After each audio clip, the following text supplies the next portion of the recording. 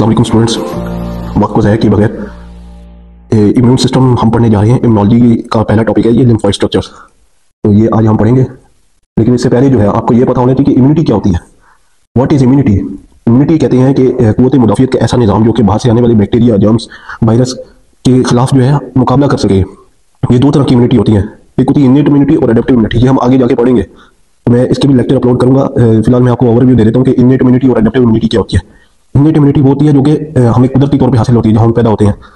एक तो ये पहले से मौजूद होती है और हर शख्स को जो है पैदाइशी तौर पे मिलती है, और ये नॉन स्पेसिफिक होती है, यानी कि ये तुरंत जो है काम कर देती है। जैसे ही कोई एंटीजन आता है तो उस पर फौरन से अटैक करती है। नॉन स्पेसिफिक होती है, किसी एंटीजन को जो है जानती नहीं है कि मतलब ये एंटीजन जो है पहले भी बॉडी में है, इसको नहीं पता चलता है।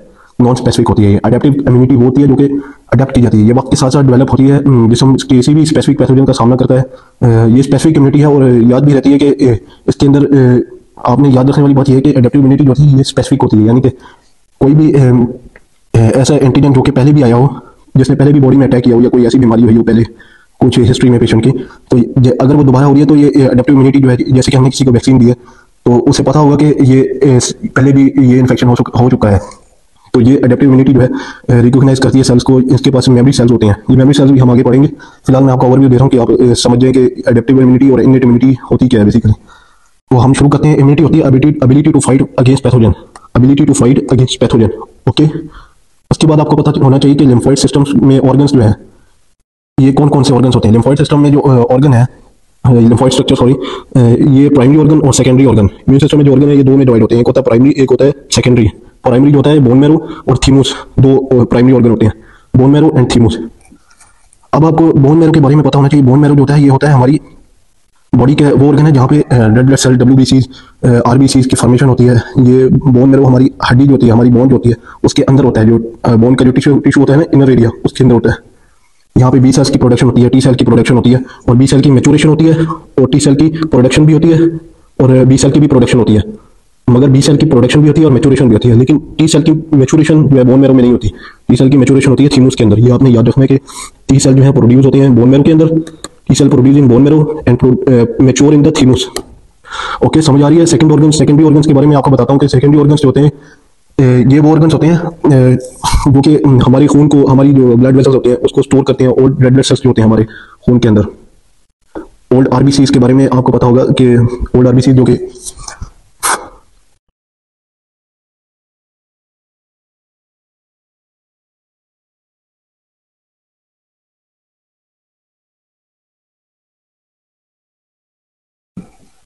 अच्छा, तो मैं आपको पहले बताता हूँ कि लिम्फ क्या होता है। लिम्फ एक जो है एक ऐसा ट्रांसपेरेंट या स्लाइटली स्लोइश फ्लूइड है, येलोइश फ्लूइड, जो कि हमारी बॉडी में लिम्फेटिक सिस्टम का हिस्सा होता है। लिम्फ ब्लड का एक फिल्ट्रेट होता है जो कि इंटरस्टिशियल स्पेस टिश्यू के बीच में यानी होता है।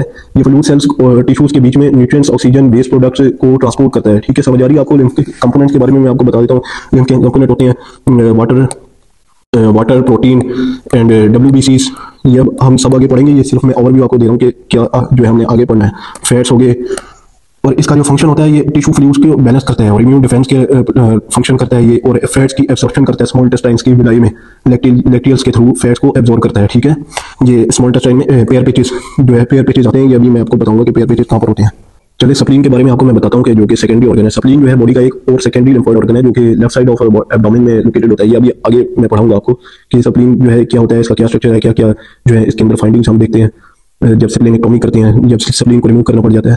तो फिलहाल मैं आपको इसके बारे में बता देता हूँ कि ये इसका काम क्या होता है कि ओल्ड RBCs को फिल्टर करता है। जो भी ओल्ड RBCs आते हैं लिम्फेटिक्स के जरिए, ये स्प्लीन उसको फिल्टर करता है, उसको ओल्ड RBCs को रिमूव करके पैथोजन को आइडेंटिफाई करके इम्यून रिस्पॉन्स को ट्रिगर करता है। इसका स्ट्रक्चर जो है वो उसमें रेड पल्प होता है, व्हाइट पल्प होता है, ये हम आगे पढ़ेंगे। तो लिम्फ नोड्स के बारे में मैं आपको बता देता हूँ। लिम्फ नोड जो होते हैं बॉडी के वो ऑर्गन होते हैं जो कि लिम्फ नोड्स जो होते हैं ये लिम्फेटिक्स होते हैं। ये बॉडी के वेरियस पार्ट्स में होते हैं, जैसे नेक हो गए, आर्मपिट्स हो गए, ग्रोइंग मीन्स लोकेटेड होती हैं, और ये छोटे बीन शेप ऑर्गन्स होते हैं जो कि लिम्फेटिक फ्लूइड को फिल्टर करते हैं। अब लिम्फ नोड्स होते हैं, इनमें मेन इम्यून सेल्स होते हैं, जैसे कि बी सेल हो गया, टी सेल हो गया, मैक्रोफेज जो होते हैं वो प्रेजेंट होते हैं इसके अंदर, जो पैथोजन को डिटेक्ट करते हैं और उसको खत्म कर देते हैं। लिम्फ नोड का स्ट्रक्चर जो है वो एक फाइब्रस कैप्सूल की तरह होता है, जिसमें कोर्टेक्स, मेडुला, फॉलिकल्स जो है वो पाई जाती हैं। कोर्टेक्स में जो है बी सेल्स होते हैं, मेडुला में टी सेल्स होते हैं, प्लाज्मा सेल्स होते हैं। और डिजीज के बारे में अभी पढ़ेंगे हम, लिम्फेडिनोपैथी क्या होती है, लिम्फोमा क्या होता है, और ये जो है पैरा कोर्टेक्स के अंदर होता है लिम्फ नोड के। उसके बाद में आपको बताता हूँ कि टॉन्सिल्स क्या होते हैं। तो पहले मैं आपको बता देता हूँ कि टॉन्सिल्स क्या होते हैं जी। टॉन्सिल्स होते हैं, ये देखिए आप, tonsils are two lymph node like tissue that mass in the throat part of the immune system. Tonsil जो है एक दो तरह के लिम्फ नोड टिश्यू है जो कि हमारे गले के अंदर होते हैं। इसकी लोकेशन है हमारे गले की बैक साइड पर पोस्टीरियर में प्रेजेंट होती है। सॉरी, ये बिटवीन द पैलेटाइन, ये मैं आपको इमेज में दिखाता हूँ कि ये देखेंगे, ये posterior of the throat between the tonsils, between the palatine, these are the tonsils, you can see. इनका काम होता है कि कोई भी बैक्टीरिया आया उसको जो है ये पकड़ लेते हैं, ट्रैप कर लेते हैं, नाक से या मुंह से आ रहा है, और उस WBC इनके अंदर होते हैं जो कि इसको खत्म कर देते हैं।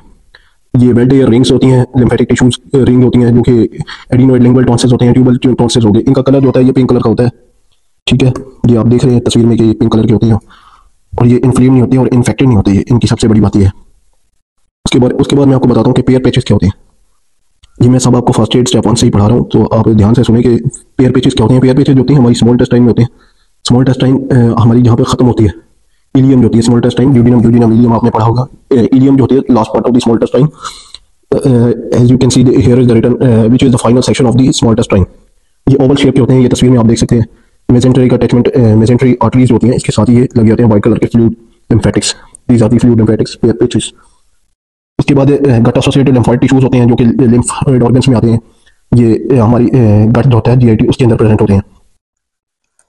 उसके बाद स्टूडेंट्स आपको ये पता होना चाहिए कि अपेंडिक्स जो है वो क्या होता है और ये कहाँ पर प्रेजेंट होता है और ये कैसा लिम्फेटिक है।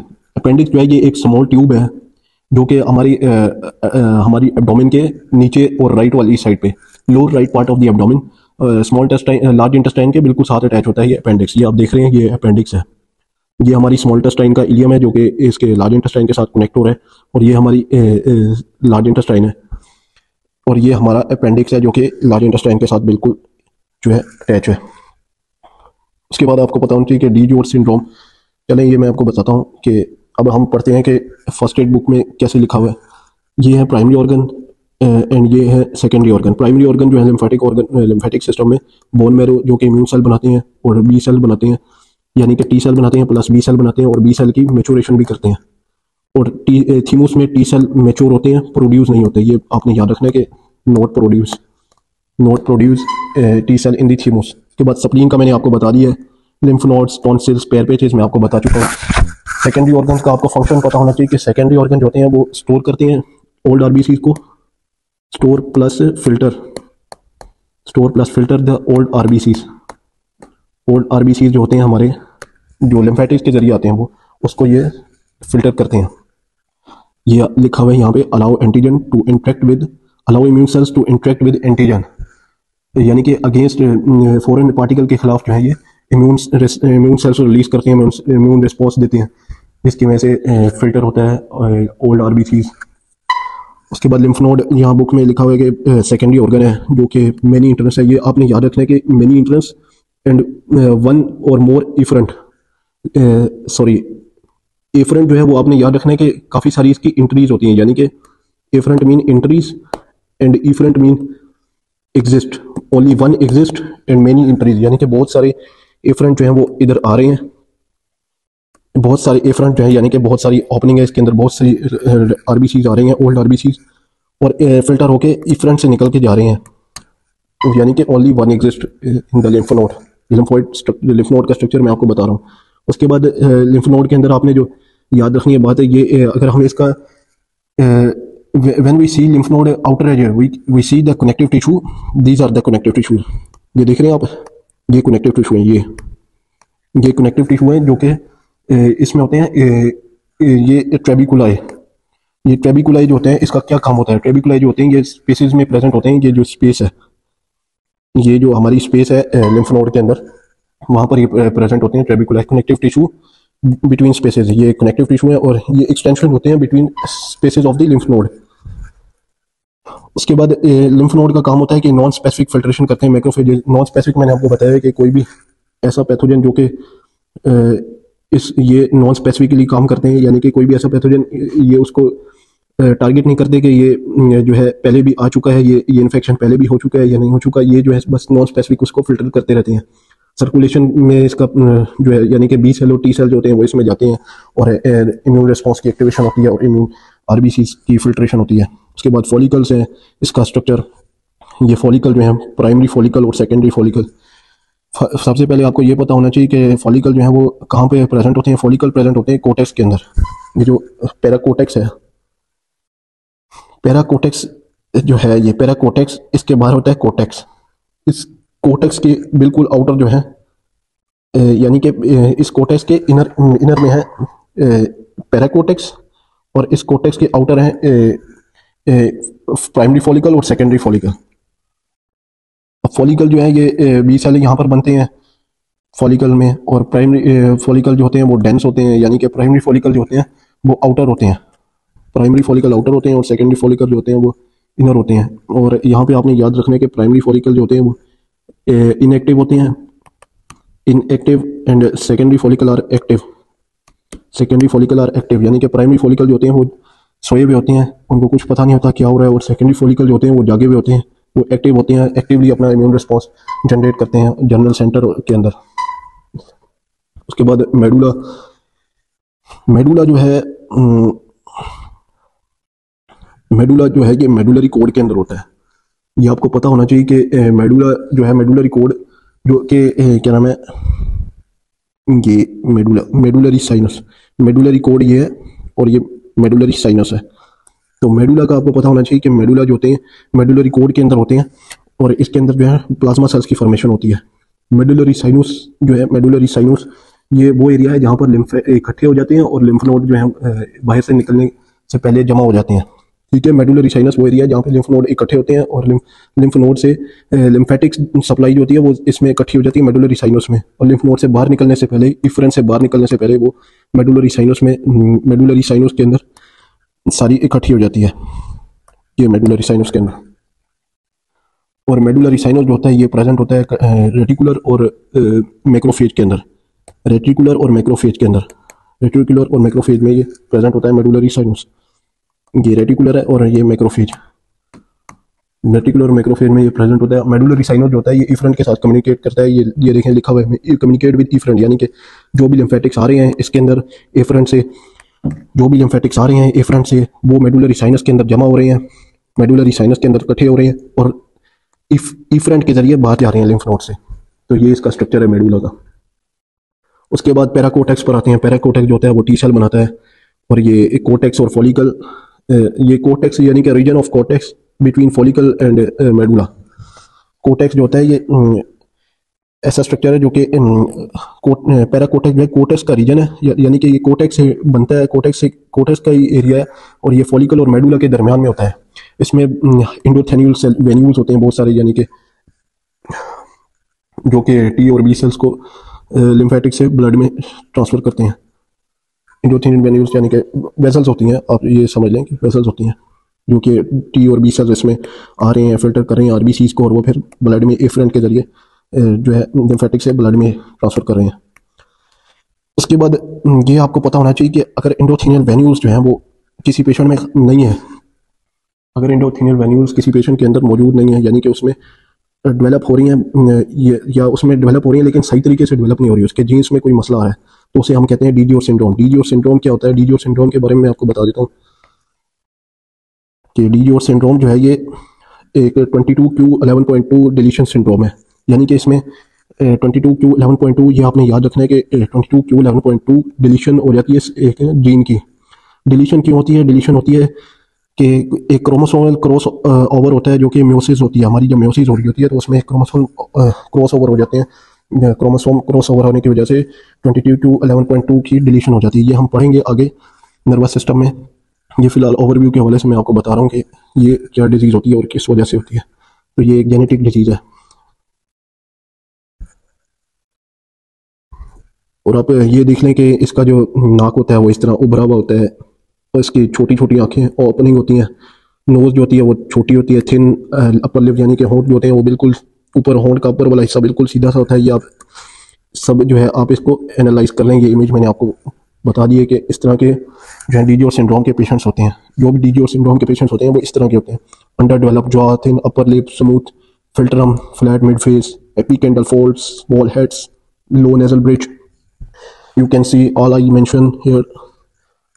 उसके बाद आपको ये पता होना चाहिए कि पैराकोटेक्स जो है वो जब एक्सट्रीम लेवल पे बार बार सेलुलर रिस्पॉन्स पर, यानी कि वो पैराकोटेक्स जो है कोई इन्फेक्शन हो रहा है, कोई रिकरेंट इन्फेक्शन हो रहा है, कोई रिकरेंट इन्फेक्शन हो रहा है और वो बार बार जो है उस इन्फेक्शन के से लड़ने के लिए टी सेल और बी सेल को बना रहा है, बी सेल को प्रोड्यूस कर रहा है, बी सेल टी सेल की फॉर्मेशन हो रही है, फॉर्मेशन होकर वो जो है लिम्फ नोड में जब आ रही है तो वो बार बार जो है वो रिलीज कर रहा है ब्लड के अंदर, जिसकी वजह से वो लिम्फेटिक लिम्फ नोड से ब्लड में बार बार रिलीज करने की वजह से वो जो होता है उसका लेवल बढ़, उसका जो साइज होता है वो बढ़ जाता है, उसका साइज बढ़ जाता है, जिसे हम कहते हैं पैराकोटेक्स हाइपरप्लेजिया, जिसे हम क्या कहते हैं पैराकोटेक्स हाइपरप्लेजिया।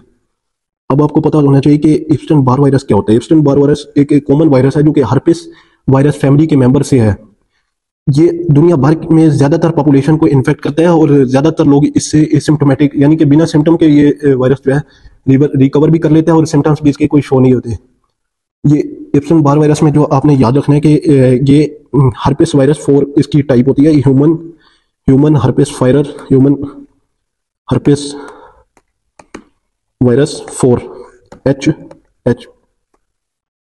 HHV4, जो निमोनिक है कि HHV4 mnemonic for the Epstein Barr virus, यानी कि हर्पिस वायरस जो है इसको कहते हैं कि दुनिया भर में सबसे ज़्यादा जो है ये होता है ये वायरस, और ये बिना सिम्टम के ही रिकवर भी हो जाता है। इसके बारे में मैं बताता हूँ कि आपको ये इसका स्ट्रक्चर जो होता है, इसके स्ट्रक्चर के हवाले से देखा जाए एप्स्टेन बार वायरस जो है ये ऐसा वायरस है जो कि इसका जो डीएनए जो होता है वो अपना जो जेनेटिक मटेरियल होता है उसमें हमारे जो बी लिम्फोसाइट होते हैं उसमें इम्यून सेल्स में ये इंसर्ट करता है, यानी कि डीएनए वायरस है जो अपना genetic material human B lymphocyte से इम्यून सेल्स में इंसर्ट करता है। उसके बाद इसका जो कैप्सिड होता है उस कैप्सिड में एक प्रोटीन शेल होता है जो कि डीएनए को प्रोटेक्ट करता है। इसका कैप्सिड एक प्रोटीन शेल है जो कि डीएनए को प्रोटेक्ट करता है, समझ आ रही है आप लोगों को। उसके बाद वो इन्वेलप जो होता है वो इन्वेलप वायरस यानी कि वो लिपिड बाइलेयर से कवर हो जाता है। डीएनए वायरस है जो कि अपना genetic material human B lymphocyte immune cells में इंसर्ट करता है। इसका कैप्सिड एक प्रोटीन शेल होता है जो डीएनए को प्रोटेक्ट करता है, और इन्वेलप वायरस है जो कि यानी कि लिपिड बाइलेयर से कवर भी हो जाता है, यानी कि ऐसा वायरस है जो कि बिना सिम्टम्स के खुद ब खुद ही ये रिकवर हो जाता है।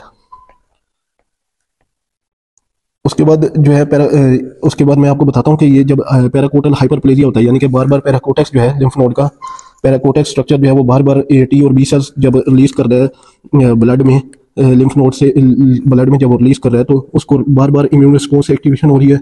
एक्सट्रीम लेवल पे जब वो कर रहा है, एक्सट्रीम लेवल पर इम्यून रिस्पॉन्स अपना एक्टिवेशन कर रहा है लिम्फ नोड से आरबीसीज यानी कि ब्लड के अंदर एंडोथेलियल वेन्यूल्स के जरिए, तो वो हाइपरप्लेजिया काज हो जाती है जिसे हम कहते हैं पैराकोटेक्स हाइपरप्लेजिया। उस पैराकोटेक हाइपरप्लेजिया की वजह से रिकरेंट इन्फेक्शन की वजह से, यानी कि उस रिकरेंट इन्फेक्शन की वजह से लिम्फोडिनोपैथी हो जाती है। लिम्फोडिनोपैथी यानी कि लिम्फ नोड इनलार्ज हो जाते हैं, बढ़ जाते हैं। ये हमारे लिम्फ नोड हैं occipital, post auricular, post cervical, anterior cervical, supraclavicular node जो कि पाल्पेबल होते हैं किसी भी डिजीज में। सबमेंटल हो गए, सबमेंडिबुलर हो गए, रेट्रोफेरेंजियल हो गए जो कि टॉन्सिलर हैं, रेट्रोफेरेंजियर, दीज आर दी रेट्रोफेरेंजियर। पैरोटिड, ये 4 जो है पैरोटिड हैं। प्री ऑरिक्यूलर, ये 2 जो हैं प्री ऑरिक्यूलर लिम्फ नोड, ये सब जो है ये स्वेल हो जाते हैं, बहुत ज़्यादा फूल जाते हैं, इसे हम कहते हैं लिम्फोडिनोपैथी। तो उम्मीद करता हूँ आपको समझ आ गई होगी। उसके बाद मैं आपको ये बताता जाऊँ कि ये जो है हमारे लिम्फ नोड, बोन मैरो के बारे में मैं आपको बता देता हूँ कि बोन मैरो जो होता है ये हेमाटोपोएटिक स्टेम सेल्स में डिवाइड होता है हमारी बोन्स के अंदर से, बोन में ही इसकी सारी जो है डेवलपमेंट हो रही होती है। तो ये हेमाटोपोएटिक स्टेम सेल्स के अंदर पहले बनता है। हेमाटोपोएटिक स्टेम सेल जो होता है वो 2 में डिवाइड हो जाता है, एक होता है लिम्फोइड प्रोजेनिटर और एक होता है माइलोइड प्रोजेनिटर। लिम्फोइड प्रोजेनिटर जो होते हैं वो 2 तरह के होते हैं जो अभी हम आगे बहुत ज़्यादा पढ़ेंगे, टी सेल और बी सेल। और माइलोइड प्रोजेनिटर वो होते हैं जो कि इजिनोफिल्स, एरिथ्रोसाइट, आरबीसीज यानी कि बेजोफिल, न्यूट्रोफिल, मोनोसाइट, प्लेटलेट्स, और जो है ये हमारे हो गए myeloid. These are the lymphoid progenitor. तो बोन मैरो में हेमाटोपोएटिक स्टेम सेल्स होते हैं। हेमाटोपोएटिक स्टेम सेल्स जो होते हैं 2 तरह के सेल बनाते हैं, myeloid progenitor, lymphoid progenitor. Myeloid progenitor जो होते हैं वो फर्दर सेल्स बनाते हैं, platelet, eosinophil, basophil, neutrophil, monocyte, erythrocyte. उसके बाद लिम्फोइड प्रोजेनिटर जो होते हैं वो 2 सिर्फ बनाते हैं, only 2, T cell and B cell. T cell और बी सेल, इसकी एक्टिवेशन, इसकी जो है रिस्पॉन्स और क्या क्या एंटीबॉडीज जो होती हैं वो बनती हैं, टी हेल्पर सेल्स। और सप्लीन का पूरा फंक्शन, सप्लीन के फाइंडिंग्स, थीमूस का स्ट्रक्चर, उसकी अल्ट्रासाउंड। अच्छा, तो लिम्फ नोड के बारे में मैं आपको बता देता हूँ कि शॉर्टली आपको जो है याद रखना चाहिए कि लिम्फ नोड के स्ट्रक्चर में फॉलिकल, मेडुला और पैराकोर्टेक्स आता है। फॉलिकल का क्या काम है कि ये लिम्फ नोड के कोर्टेक्स में होता है। फॉलिकल का काम बी लिम्फोसाइट को होस्ट करना है जो कि एंटीबॉडीज बनाते हैं। यहाँ जर्मिनल सेंटर भी होते हैं जहाँ पे बी सेल्स की एक्टिवेशन होती है और वो मैच्योर होते हैं।